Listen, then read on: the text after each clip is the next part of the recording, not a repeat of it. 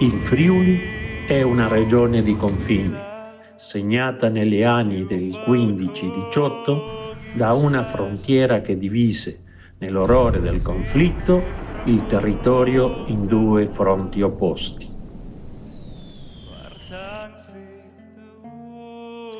La famiglia da cui trae ispirazione una parte di questa storia vive lì, a pochi passi da Gorizia e dalle 12 battaglie dell'Isonzo.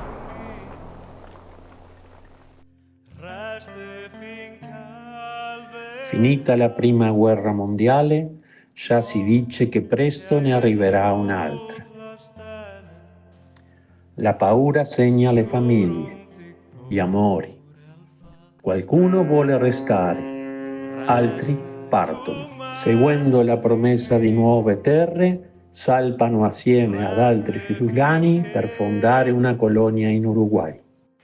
Le lettere dal Friuli arrivavano una volta all'anno e si leggevano e rileggevano aspettando giungesse la prossima.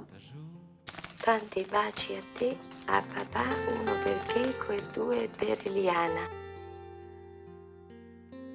Custodito come un tesoro prezioso dai discendenti, li riscopriamo oggi attraverso la voce e il canto di tre grandi artisti che uniranno a queste parole poesie, canzoni, melodie del Friuli di ieri, di oggi e di domani.